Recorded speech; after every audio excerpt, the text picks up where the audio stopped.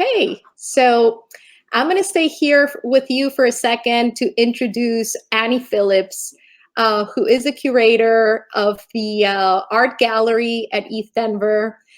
She put together with Yaltec Builder a wonderful, amazing,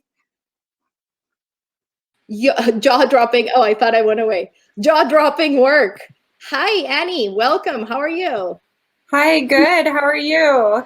Great to see you again. Yes, I love your hat. Yes. This is the favorite segment of the whole ETHDenver. So I'm just great. trying to get queued up a little bit over here. It's tough working from Green. a little laptop. Hopefully this doesn't get too buggy. Here, let me switch to Crypto Voxels. Okay. So I did want to show off a little bit of the gallery we did last year, and just to kind of show, Jessica and I worked on this last year with an incredible builder named Jen. And so this was our first portal into the metaverse that we created, and it has all of the art still up, which is really interesting. And it still links to the original collection. So if you go to OpenSea, you can see all of the art from last year in a really great, concise way, where when you go to visit it, it tells you, there's 23 owners, we had 46 items, the average sale price, and how much total was traded. And so I'm really excited to see how things happen this year. It's my hope that we exceed what we did last year. And the entire collection this year, if you go to visit, has some similar data. We have 142 items, which is an insane amount over what we did last year. Currently one owner, because they're all in the IRL art collection. And then tomorrow night at 5 p.m. to 7 p.m., we're going to have a closing auction event with Theo Goodman and go through and all of the bids. We've so far, I tried to calculate what we were at so far, and it's a little over 5 ETH, and which is really interesting because at the time of last year, even though we sold 35 ETH, it was only about $9,000. But this year, we're at about 5 ETH, and it's already crossing how much we actually were able to cash out at. But yeah, so I would love to show off some of the gallery this year and some of the interesting aspects of it. I wanted to go over to Yultek's art because he was the builder of this fabulous space in Crypto Voxels, which you can see by going to ETHDenver, and under entertainment in the art gallery, all of our information is there for the coordinates. And I don't want to make my screen buggy. Okay, here, hold on. I'm gonna do it to where I can kind of see my face a little bit, because I want to show you all some of the artifacts. So the one we're looking at on the screen right now is actually this pendant. So one of the things I was really interested in exploring was LiDAR scanning, 3D modeling, the GLB file types, and the wearables in the avatar wearables in CryptoVoxel, which are Vox files. And so as you can see, these objects are really complicated, to capture. So we really struggled with it, but I was able to kind of make a mock GLB file of a lot of them. And because some of them were designed in, 3D software, for instance, I do have an artifact that I made a couple years ago that kind of shows the process a bit. So basically, I 3D print these objects. This is a chalice. And I would be able to cast this in silver, but it's really expensive. And I would set stones in it. And the idea is these artifacts of the imagination, right? It's the idea we're trying to create things that may not be able to be made by hand, as well as creating these future heirlooms. So the idea of what our heirlooms look like in the future and how we can permanently document the ownership of these things and just the technology as well. So I also wanted to show, I don't know how well you can see it, but this is an artifact that Yule made, and it's not in the gallery either because it was special to gift. But he did this gorgeous canvas that when you click on and go to the collection is actually a 3D representation of the painting that you would get with the NFT. And here is an artifact he made that comes with a Crypto Voxels wearable. So same with Alex Ubatuba's Warlock, this pendant. And so we're playing with a lot of multimedia. We're really interested in seeing how we can get more people in the space because even though I've been a digital artist and this is my 3rd year working with ETHDenver as an art steward, I find that a lot of people see that it's mostly digital art and don't see a path forward for them. So I'm actively taking a lot of my skills in 3D software and converting files and just art outreach to a passion and love of different types of creators and helping them find ways of getting their art into these digital worlds. So this is another good example, which is a wire wrap pendant, and then we were able to make a really snazzy little wearable that you can wear. So the winner will get both, and if it reaches a certain minimum, otherwise you get the NFT. So we're just playing with a lot of concepts, and I'm really happy with how it turned out. Yule is amazing.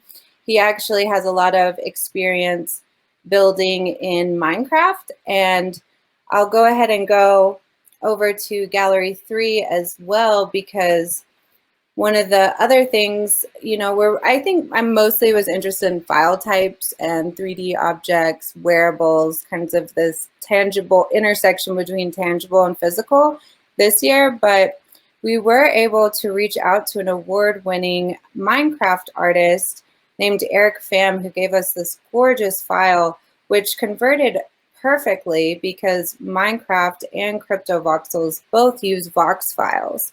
And so I think that there will be a big movement happening. Eric was really excited when we reached out to him because he had been wanting to explore Crypto Voxels, and this was a perfect opportunity for him to hop in. But, this sculpture is available, and basically what we did is with the NFT, which is up in the top there, I'll kind of point at it, but it's a beautiful video that shows the sculpture. And then because Crypto Voxels wearable minting is down, we're going to be transferring the Vox files to the owner once it's back up. But I've included all of that information that you would get the Vox file transferred after the auction. So it's definitely an experiment, and that's what I always tell the artist. But everyone's been really happy. We're really excited about all the bids. There are a lot of artists. I think 31 of the, 130 artists. This is the first time minting artwork. This is actually my buddy Tyler, who I'm really excited to work with. We've collaborated on a lot of experiential art projects. So I do a lot of stuff at like music festivals and nightclubs and warehouses where we transform with epic stages and art installations. And Tyler actually has over like 200 vintage CRTs and computer monitors and all sorts of interesting like displays. And we have been playing with putting visuals on them, but I'm really excited to incorporate some of his TVs with crypto art and in my future installations and galleries. So we have a project actually happening right now in Denver, Colorado. It's at 2715 Larimer down in the Rhino Arts District. We were given a beautiful gallery space to activate. And my business partner, Rob, is curating an all international Black artist showcase of crypto art, and um, the money that we raise from this gallery will also go to the efforts that Rob is really spearheading with the Black Love Mural Festival. So we've been doing a lot of organizing work this last couple of years in the Black arts community and trying to find ways of uplifting and empowering them. So I am excited to see how our follow-up show goes. And in our physical space, we will also have TVs and projectors with crypto art. And I'm really excited of all of the potential that is possible with crypto art in physical spaces specifically too, because normally I curate these giant galleries. There will be 30 artists, you know, there's a big inventory process hanging all of the art. There's limited space, but I think there will be really interesting things I could do, like curate a whole additional gallery of artists that is displayed on TVs that cycle through the art. And then you have a QR code that takes you to the entire collection and allow me to like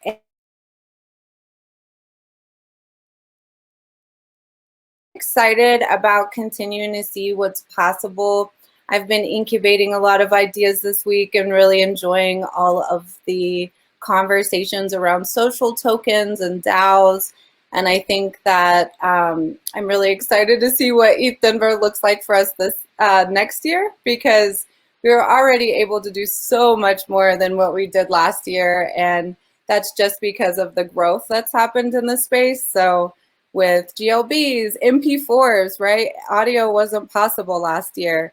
And I really like finding just these really incredible artists that haven't entered into the space yet. So last year we tokenized Beeple's first 2 pieces of art, and then this year there's so many incredible artists that I think will see a similar success as Beeple, where, you know, this was their first time doing anything, but I really am excited to see just how these artists take this technology and play with it. And I'm also just very open to collaborating and being here for mentorship and collaboration. I'm certainly not a very technical person, even though all my friends think so. I think that when I'm in a room of blockchain people, I'm probably the most technical or least technical in the room. But I love the space. I love what I've been able to do with it. And I'm just really excited to kind of leverage the music festival opportunities and other really cool opportunities that I have, mural festivals and different projects we do, to play with different utilities. Like I keep saying that I want to have like doors that unlock that, you know, or an NFT unlockable. And I think there's a lot of possibilities. So if there's any, you know, people listening that are interested in exploring your technology or things that you're working on in real life environments, that's what IRL is all about. And we also, you know, have been loving all of the metaverse building and would love to continue experimenting. I'm really excited to, you know, explore more of Somnium Space and Decentraland and so many others. I saw this other crazy metaverse game, Web World or something, earlier. So it's just incredible to see what people are doing, and I'm here for it. So I think I have like 3 more minutes. I'm trying to think of what else we might talk about. But, oh yeah, I guess I could go back and show you some of my art maybe, or some of my favorite pieces in the gallery. You're getting a lot of positive comments on the comment section. Oh, good, cool. Is there any that, like a question or anything? I'm just going to take a quick look through. Okay, thanks. Yeah, a lot of people are enjoying the pieces. Oh, great. Yeah, this artist was really cool. He included a poem with each one, and I believe they're generative artworks. And I just love what all people are exploring. Just the intersections of all this technology is so cool. Like being able to create these new etheric creatures and share them. So I think that it's, you know, the original concept was really like artifacts and talismans and these kind of special treasures that you could have in real world, in VR world, metaverse. And so, yeah, just trying to play with more ideas and help artists navigate the space. And because I do have a kind of good perspective as an artist and technical enough that I can help artists. And I'm just excited to like sit in that space too, and have other people much more technical than me help hold my hand and see these like reciprocal relationships we could build to continue experimenting. So really excited and grateful, so grateful to have such an awesome opportunity to educate myself and to express ideas I've been working on for way too long. Excellent. To wrap up, can you tell people how they can get connected with IRL art? Yeah, totally. I was gonna try to unshare my screen so it's not a crazy mess.